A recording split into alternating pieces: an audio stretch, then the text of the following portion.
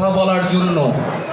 যখন একদিকে সারা ভারতবর্ষ জুড়ে আমাদের পরিযায়ী শ্রমিকদেরকে বাংলা ভাষা বলার জন্য বাংলাদেশে পাঠিয়ে দিচ্ছে, তখন আমার আদিবাসী ভাই বোনেরা তাদেরকে স্বীকৃতি দিচ্ছে মমতা বন্দ্যোপাধ্যায়, তাদের নিয়ে উৎসব করছেন মমতা বন্দ্যোপাধ্যায়।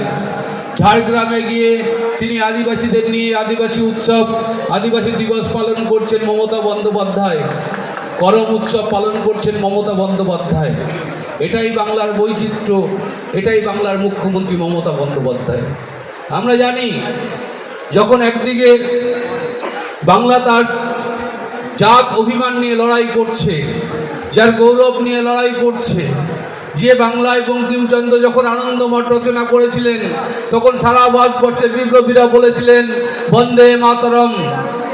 যখন আমাদের বীর বিপ্লবী দেশনেতা নেতাজি সুভাষচন্দ্র বোস যখন বলেছিল জয় হিন্দ, তখন সারা ভারতবর্ষের মানুষ বলেছিলেন জয় হিন্দ।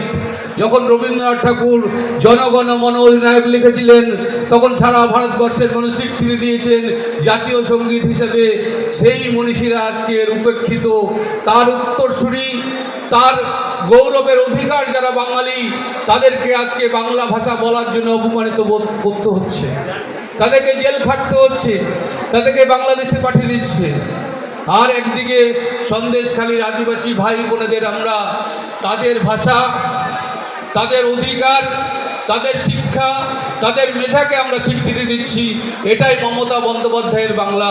আমি আজকে বলতে চাই, এই মুহূর্তে আমরা সন্দেশখালী বিধানসভার মধ্যে যারা মাধ্যমিকে প্রথম, দ্বিতীয়, তৃতীয় এরাম হয়েছে, আমরা মোট 6 জনকে বেছে নিয়েছি, মাধ্যমিক এবং উচ্চ মাধ্যমিক।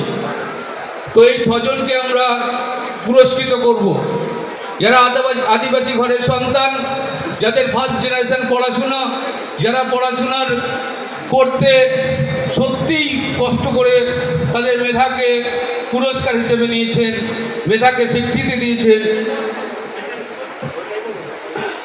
তো তাদেরকেই আমরা আজকে পুরস্কৃত করব।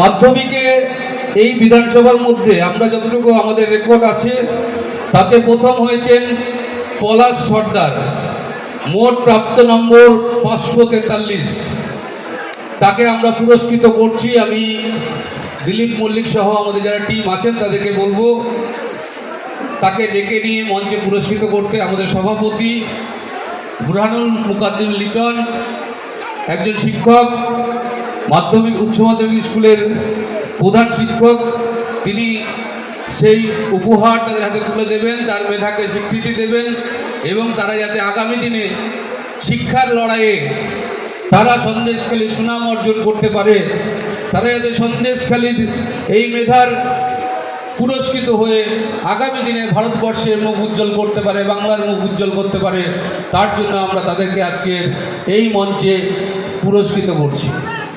তাকে আমরা আমাদের বিধানসভা তৃণমূল কংগ্রেসের পক্ষ থেকে আমরা তার হাতে একটি ডেস্কটপ সহ বই এবং উপহার তুলে দিচ্ছি।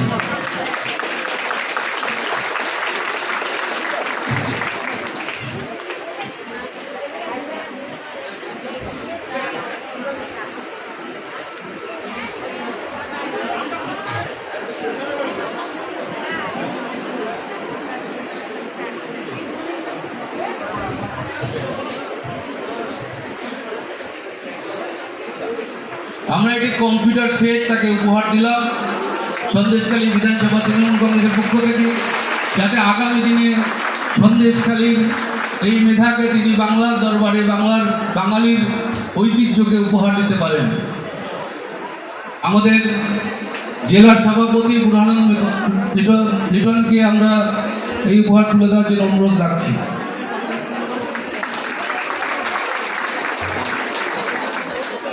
দ্বিতীয় হয়েছেন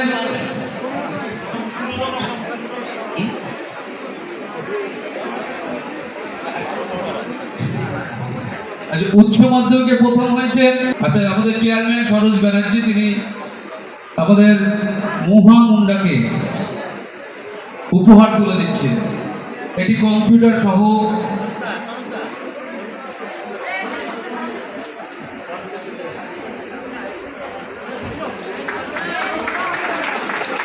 একটু জোরসে হাততালি। এই ছেলে মেয়েগুলো প্রান্তিক এলাকার আদিবাসী ঘরের ছেলে মেয়ে, তারা তাদের অর্থনৈতিক দুরবস্থার মধ্য থেকেও তার মেধাকে স্বীকৃতি দিয়েছে, পরিশ্রম করেছে। তার পরিশ্রমকে আমরা সম্মান জানাই। আগামী দিনে যাতে তারা আরো বেশি করে ভালো জায়গায় পৌঁছাতে পারে, তার জন্য আমাদের এই উৎসাহ দেওয়া।